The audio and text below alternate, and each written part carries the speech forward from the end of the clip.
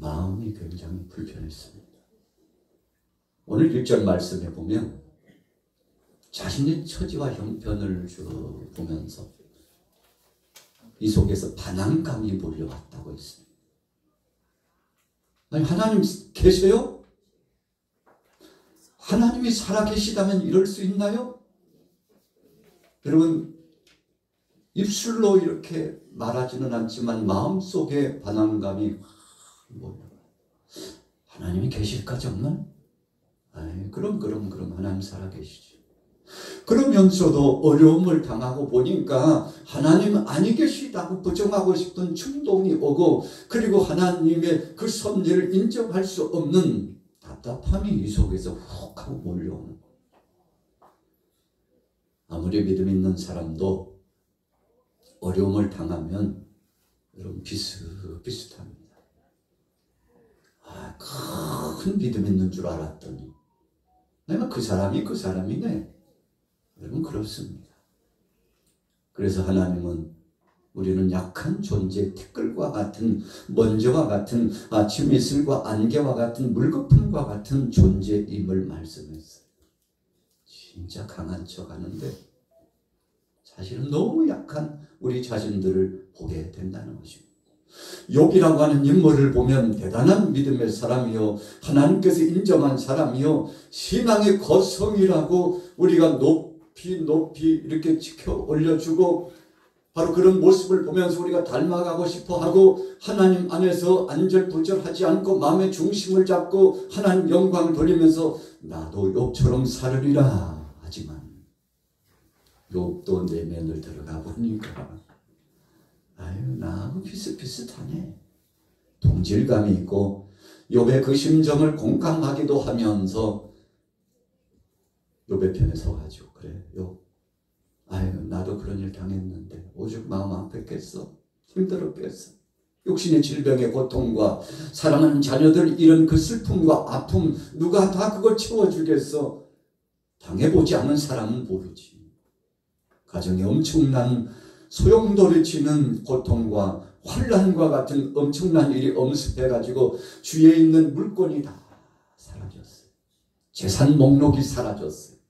재산 목록에 1호라고 하는 자녀들도 자신의 곁을 떠났습니다. 그냥 몇 남고 몇 간 것이 아니라 모두 다 자녀들이 자신의 곁을 떠났어요. 아내마저도 그 신앙적인 무대 가운데서 현 상황을 어찌할 수 없어서 흔들리고 갈등하는 이 마음을 가지고 하나님 앞에 괴로워하면서 누구에게 말할 수 없어서 남편 욥을 향하여서 하나님을 저주하고 죽어버리자고. 어떻게 믿음의 가정에, 하나님의 사람의 가정에 이런 일이 올 수 있냐고. 눈물을 훔치면서 누구에게 호소하겠습니까? 가장 가까이 있는 남편에게, 송곳 같은 말로 남편을 찌르는 거예요. 가장 가까이 있는 가족들에게. 여러분, 오늘 저와 여러분들이 혹시라도 그런 삶이 진행되고 있지는 않습니까? 목사님 우리 집은 아무 일 없어요 해도 여러분 속을 들여다보면 우리가 말 못할 어떤 사정들이 가정마다 다 있습니다. 없는 사람은 없어요. 없다고 하면 마음을 감추고 있는 것 뿐이죠. 왜 그렇습니까? 우리는 나그네 인생이요, 하나님 앞에서 피조물인 존재이기 때문에 약하다고 하는 것 그 자체가 어찌 보면은 바울이 고린도후서 11장에 고백한 것처럼 그것이 자랑이에요. 왜요? 이 약함이 물불 끓고 기도하게 했어요. 하나님 앞에 목 놓아 기도합니다. 하나님, 사람들을 봐도 의지 대상 아니고 이로 대상 아닙니다. 그 문제를 해결할 만한 어떤 답을 찾을 수 없어요. 세상의 세풍 속에서 세상의 논리 정연한 어떤 철학과 이론 앞에서도 하나님이여 인생 무대의 답을 찾을 수 없어 주님 앞에 왔어요. 주님 앞에 왔어요.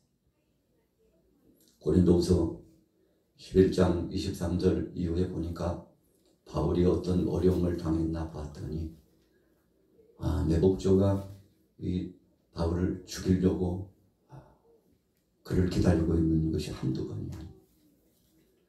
40에 하나 가만 매를 5번이나 맞았다고 그랬어요. 이유는 뭡니까?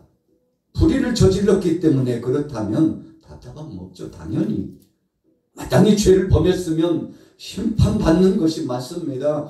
마음에 통해하고 자복하며 회개해야 되는 것이죠. 그러나 바울은 그런 사정이 아니에요. 오히려 하나님 앞에 충성한 겁니다. 강을 건너다가 죽을 뻔했어요. 바다를 건너다가 배가 파손해가지고 죽을 뻔한 일이 여러 번 있었다고 그랬어요. 유라굴로라고 하는 폭풍의 대작, 이것 말고도 성경에 기록되지 않는 그것 말고도 엄청난 강의 위험과 바다의 위험과 너무 춥고 배고파가지고 하나님 따뜻한 밥 한 끼 먹었으면 좋겠어요. 하나님 입을 것이 없고 너무 추워요.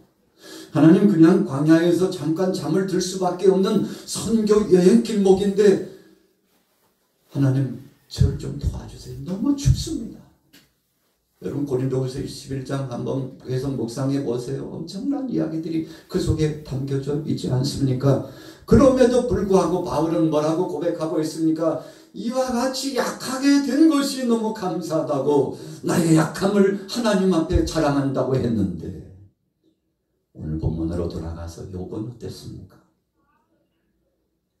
너무 어려움을 당하니까요. 좀 증거를 봤으면 좋겠어요. 하나님 내 손바닥이라도 뭐 전기가 찡 통하게 하시고 하나님 이 마음에도 뜨거운 열정으로 하나님 살아계시다는 증거를 좀 뜨겁게 불러 나타내 주시고 하나님 더 바랄 것 없는데 꿈에서라도 하나님 임재하셔서 내가 너와 함께하고 있다고 좀 그렇게 말씀해 주시면 안 됩니까요? 오늘 본문에 초입에 그렇게 찾았다고 있습니다. 성경 한번 읽어볼게요. 우리 같이 말씀 읽어보도록 하겠습니다. 4절부터 23장 4절부터 읽습니다. 시작. 어찌하면 그 앞에 내가 호소하며 변론한 말을 내 입에 채우고 내게 대답하시는 말씀을 내가 알며 내게 이루시는 것을 내가 깨달으랴. 그가 큰 권능으로 가지시고 나와 더불어 다투시겠느냐? 아니로다. 도리어 내 말을 들으시리라. 거기서는 정직한 자가 그와 변론할 수 있은즉 내가 심판자에게서 영원히 벗어나리라. 그런데 내가 앞으로 가도 그가 아니 계시고 뒤로 가도 보이지 아니하며. 여러분 진리의 말씀을 꽉 붙잡고 보니까 하나님의 말씀 속에 뭐라고 분명한 뜻을 주시는가 하면 의로운 자는 내가 버린 예가 없다. 정직히 행하는 자를 내가 책임진다. 이런 말씀들이 이 욥의 마음속에 사무쳐 오며 힘을 주지만 그러나 그것 가지고는 아직 불편한 마음이 있어요. 그래가지고 내가 오늘 하나님과 동행하고 하나님의 임재를 체험하리라 하고 저쪽에 계시나 하고 걸어가 보면 왼편에도 아니 계세요. 우편에 가서 거기 계시나 하고 가보니 안 보여요. 엄청난 우여곡절들을 경험하면서 그 삶의 현장 속에 풍랑과 같은 엄청난 역사 속에 바로 하나님은 살아계시다고 계속 마음으로는 다짐하고 찬송하고 경배를 하지만 좀 흔적과 능력과 권능을 보고 싶은데 안 보여요. 여러분 이런 때가 문제입니다. 저도 마찬가지고 여러분들도 그렇습니다. 좀 더 나은 어떤 중독한 중독자처럼요 더 많은 것을 추구하고 더 체험하기를 원하고 더 바라보기를 원하고 더 만져보기를 원하는데 하나님이 허락지 않으시는 겁니다. 9절 읽어볼게요. 9절 시작. 그가 왼쪽에서 일하시나 내가 만날 수 없고 그가 오른쪽으로 돌이키시나 배울 수 없구나. 오늘 9절 말씀에 그래도 다행인 것은 욥이 하나님 분명히 여기서 함께 일하셨네. 모든 일을 마치고 나면 내가 한 것이 아니고 하나님이 주관하셨네. 나라의 정세를 보고 세계에 있는 모든 이들을 보고 여러분 우리 가정을 보고 우리가 우리 주변의 공동체를 보면서 도대체 소용돌이치는 이런 역사들이 왜 무엇 때문에 라고 그런데 마음속에 확 부딪혀 오기를 하나님이 역사하시고 하나님이 함께하고 계시는구나. 분명히 하나님이 운행하시는 능력의 검으로 말씀의 검으로 하나님의 그 권세 역사를 통해서 힘을 합치는 소동들이 가운데 하나님이 일하고 계시는구나. 할렐루야. 하나님이다 만지시오. 하나님이 다 돌리시오. 하나님이 결정하시오. 우리는 그 영광스러운 하나님의 임재를 보면서 오늘 욥이 그랬다고 그랬잖아요. 거기 가보니까 하나님이 함께 하시고 계시는 것이 분명해요. 어떤 일을 당하고 오니까 하나님이 지키시고 보호하심이 넉넉했다는 것을 알아요. 그럼에도 불구하고 하나님 그냥 가지 마시고 욥아 한번 불러주시면 안 돼요? 이런 느낌이죠. 하나님이 하시는 거 다 아는데 그래도 이 답답한 마음에 2%가 부족한데 그거 좀 채워주시면 안 돼요? 라고 이 욕구가 이 속에서 발동했다는 것입니다. 여러분 우리가 그렇습니다. 일상을 살아가면서 올 한해 이제 주로는 3주 이렇게 남았는데 얼마나 세월이 빨리 지나간지 몰라요. 그런데 올 한해 2024년도를 돌이켜보니까 주일이 시작할 때 그 마음은 어땠습니까? 기대감을 갖고 꿈에 부풀어가지고 2024년도는 대망의 해라고 그리고는 계획안을 수립하고 목적을 두고 뜻을 품고서 쫙 나왔는데 초년 1월 2월을 지나면서부터 만만치 않은 것들이 버티고서 혹 여러분들의 마음을 흔들어 놓고 여러분들의 생업의 현장에 어려움을 주지는 않았습니까? 그런데 그럼에도 불구하고 하나님께서는 11달 동안 함께 하시고 이제 마지막 이 12달째도 함께 하신 것을 우리가 간증하고 고백하고 있는 줄로 믿습니다. 하나님은 그 소리를 듣기를 굉장히 좋아하시고 그래서 오죽했으면 하나님 되신 그분 예수님께서 이 땅에 오셔서 뭐라고 말씀하셨습니까? 너희가 나를 시인하면 나도 아버지 앞에서 천사들 앞에서 너희를 시인할 것이요 너희가 나를 부정하면 나도 너희를 부정하리라. 여러분 시인이 뭡니까? 인정하는 겁니다. 하나님을 경외하는 겁니다. 암울하고 어둡고 캄캄한데 그 속에서도 하나님이 역사하신다고 고백하는 거예요. 여러분 그래서 우리 믿음의 사람들은 의연해야 합니다. 믿음을 가지고 기다려야 돼요. 그때를 기다리는 거예요. 여러분 그래서 큰 역사를 이루고 뜻을 성취하는 사람마다 인내심의 과정을 경험했는데 오늘 저도 그렇고 여러분들도 그렇고 이 인내심의 과정들을 다 채워나가다 보면 이것이 디딤돌이 되고 발판이 되어 하나님께서 영광스러운 복과 은혜와 응답을 채워주실 줄로 믿습니다. 흑암이 깜깜하게 몰려왔어요. 오늘 본문의 마지막 절이 욥의 그 심정을 고백하고 있잖아요. 읽어볼까요? 17절 말씀 같이 읽습니다. 시작. 이는 내가 여러분 엄청난 것들이 위협하면서 도전해왔어요. 그런데 욥의 마음속에 하나님을 향하여 바라보는 이 두려움과 경외심은 더 크게 발동이 됐어요. 그래서 자기 약함을 자랑하는 겁니다.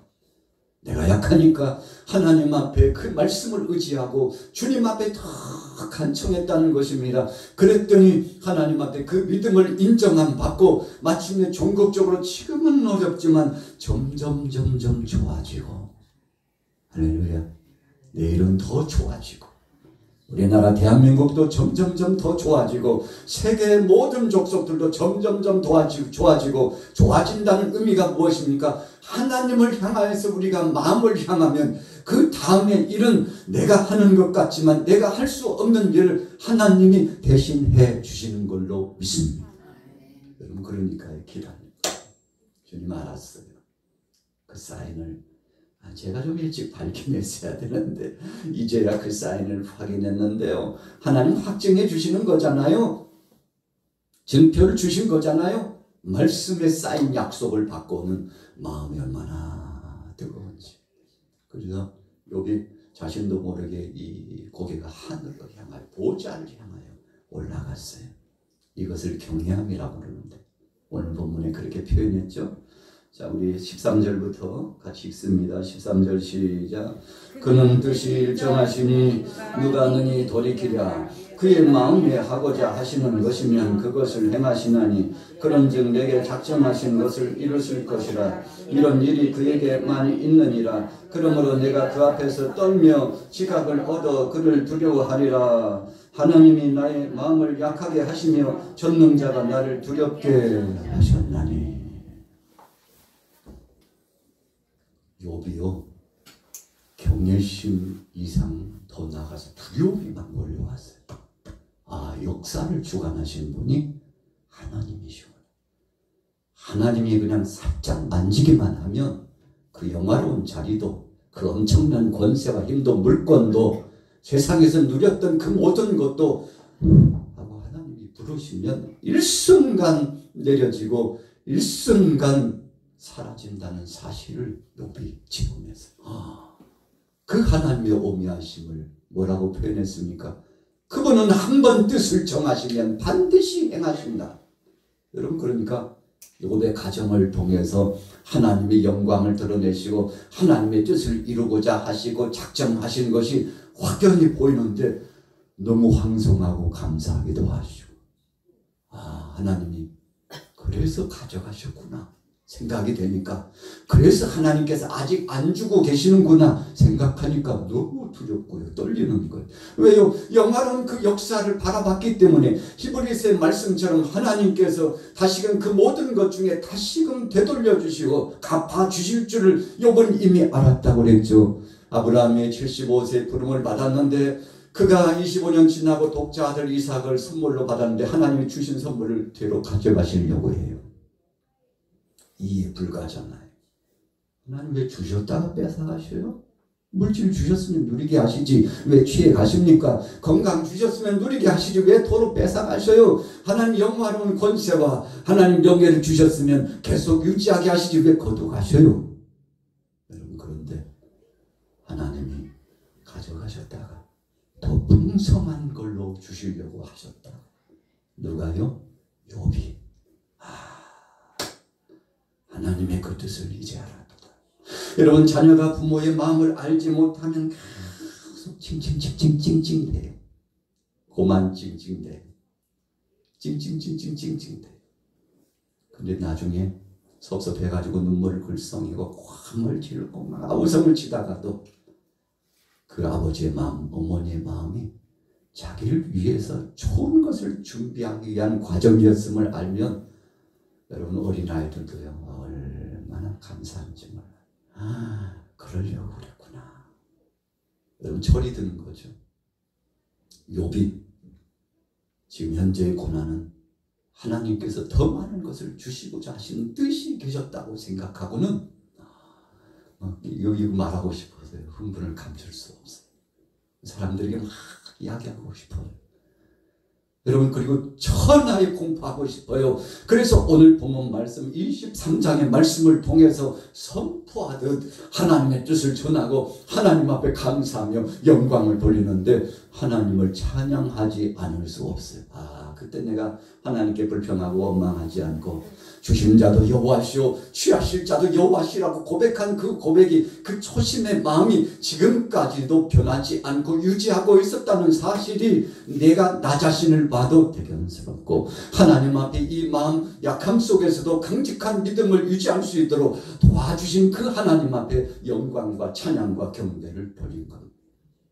오늘 저와 여러분들도요, 이런 믿음의 수준을 유지하는 것은 하나님의 은혜인 줄로 믿습니다.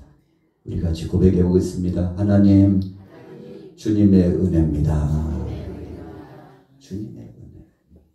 우리나라 모든 정수들 하나님 주님의 은혜입니다. 우리 가정도요, 하나님 주님의 은혜입니다. 주님의 능하신 손이 그렇게 있다는 사실을, 그 비밀을 알았는데요, 하나님 능하신 손길 앞에 감사하고 찬양합니다. 주님 때를 기다리겠습니다. 그때가 언제인 줄 모르지만 분명히 하나님은 뜻을 정하신 것을 행하신다고 했사오니 기다리겠습니다. 하나님 영광 받아 주옵소서. 욥이 오늘 신바람 났네요. 오늘 고백은 욥이 감격의 무대의 고백입니다. 하나님께서 다시금 되돌려 주시고 갚아주시고 채워주시고 강건케 해주실 것에 대한 복된 고백이 그 속에서 나온 거예요. 자, 이제 말씀을 마무리 좀 볼까요? 자, 우리 같이 10절부터 같이 읽어보도록 하겠습니다. 10절 시작. 그러나 내가 가는 그 길을 그가 하시나니 그가 나를 단련하신 후에는 내가 순금같이 되어 나오리라. 내 발이 그 걸음을 바로 따랐으며 내가 그의 길을 지켜 치우치지 아니하였고 내가 그의 입술의 명령을 어기지 아니하고 정한 음식보다 그의 입의 말씀을 귀히 여겼도다. 여러분, 우리가 이 강단에도 아름다운 꽃이 봉헌됐습니다만 얼마나 꽃이 아름답습니까? 하나님의 작품이잖아요. 할렐루야. 추운 겨울에 이렇게 꽃이 나오대요. 해외에서도 들어온대요. 해외에서도 꽃이 들어온대요. 국내에서도 생산되지만 여러분, 그러니까 이 꽃이요, 외제가 많습니다. 외국에서 들어온 게 많아요. 이 아름다운 꽃이 피기까지 얼마나 수고의 손길들이 있습니까? 이 아름다움이 장식되기까지 그 수고가 얼마입니까? 여러분, 그냥 작품이 나오지 않아요. 오늘 욥이 그것을 알았어요. 근데 이 과정은 하나님이 거룩한 형상을 만드시고 하나님의 뜻을 이루도록 나를 그 현장에 동참하도록 나도 한 몫을 하는 동역자로 하나님이 써주셨구나. 여러분, 이렇게 생각하니까 그 마음이 얼마나 기쁘고 얼마나 감격스러운지 여러분, 욥의 마음에 오늘 본문에 분명히 말씀하고 있잖아요. 내가 가는 길을 그가 아시나니. 하나님이 다 알고 계셨대. 하나님이 다 보고 계셨대. 하나님이 다 동행하고 계셨대. 여러분, 그래서 욥은 이겨나갈 수 있었다는 거죠. 우리가 고린도후서 11장에서 바울이 참 억울함과 답답함을 많이 당했는데 어떻게 해요? 그 엄청난 선교 사역을, 목회 사역을 그가 이루어 나갈 수 있었습니까? 하나님이 행하시는 모든 역사, 교회 가운데 역사하시는 하나님의 역사를 목도해 보고 마음속에 고백하고 하나님 앞에 영광 돌리는 이 믿음이 있었기 때문에 가능한 거죠. 하나님이 하셨구나. 자, 본문에 똑똑히 보세요. 11절 말씀에 내 발이 그의 걸음을 바로 따랐으며. 여러분, 바로 따라간다는 것은 현실 직시 똑바로 하나님이 임재하시는 이 은혜의 현장에서 그분의 발걸음을 인식했기 때문에 그렇습니다. 다윗도 그랬죠. 하나님의 말씀은 내 발의 등이요 내 길을 비추이는 그 영광스러운 것이라고 다윗이 고백한 것처럼 여러분, 우리의 삶을 하나님이 많이 비춰주시는데 하나님께서 구체적으로 비춰주시니까 나보다도 하나님이 먼저 앞서 가시는 것을 보았어요. 할렐루야. 구약의 요셉이 참 당해서는 안 될 걸 당했잖아요. 형제들에게 죽임을 당할 위급함을 당했어요.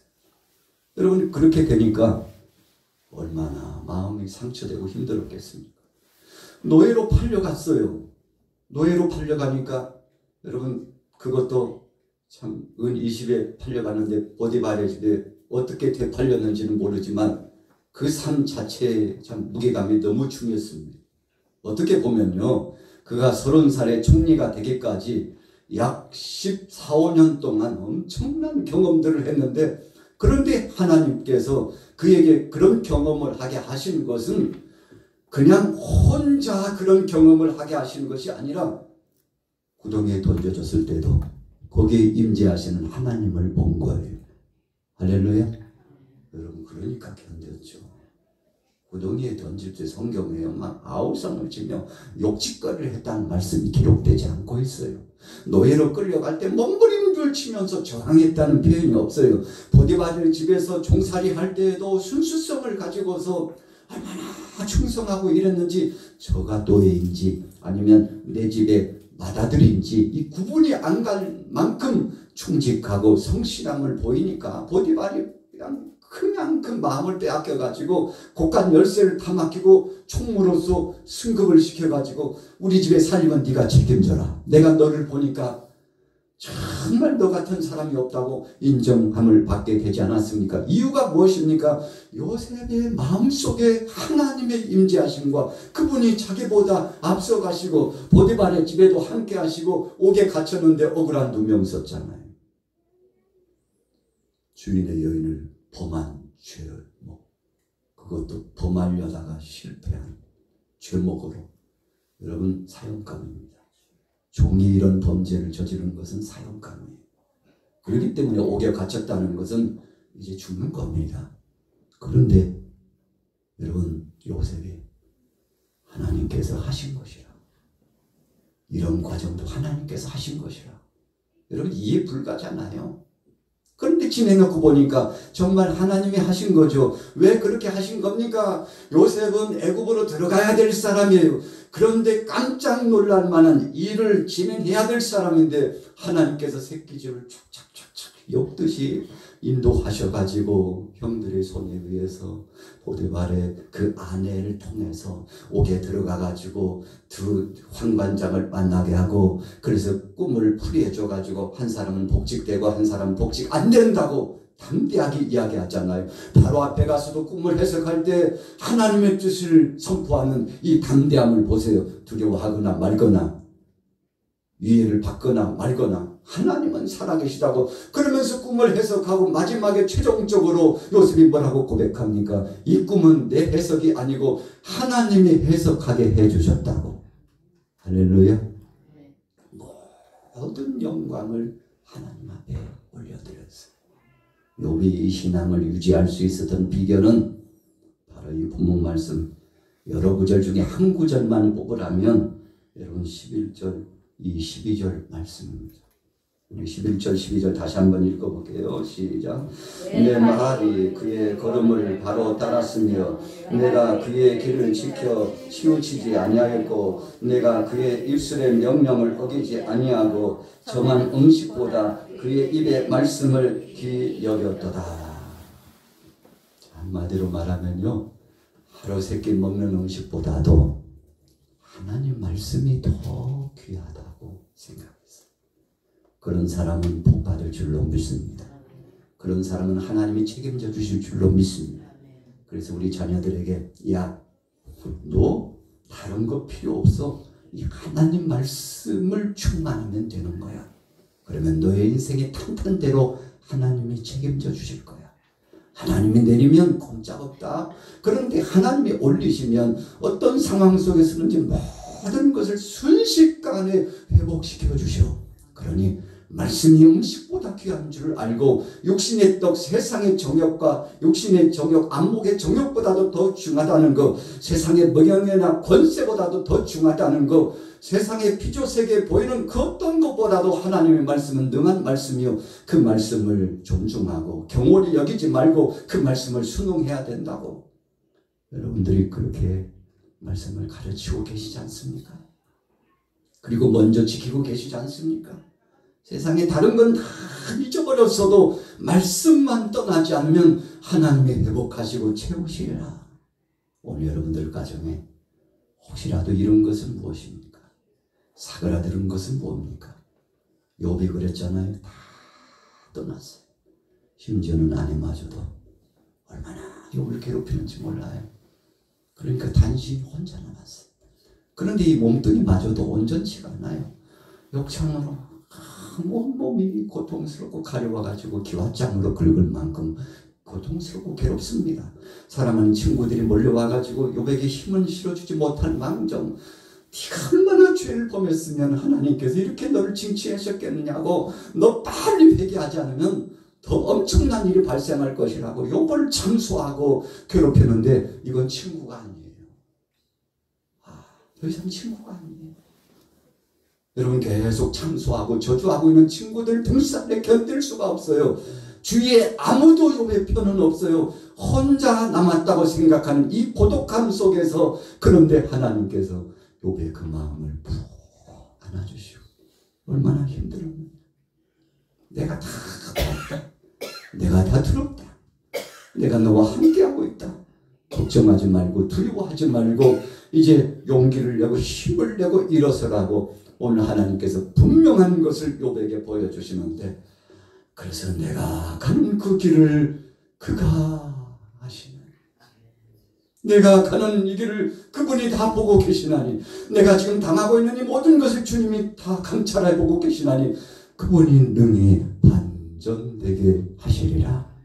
오늘 여러분들이 이런 믿음을 가지시고 이제 2024년도 결산한 이달에 더 좋은 일이 많아지시고, 하나님을 경외하고 그분을 의지하는 자는 반드시 하나님이 책임지심을 믿으시고 믿음 안에 승리하게 되시기를 예수님의 이름으로 축원합니다.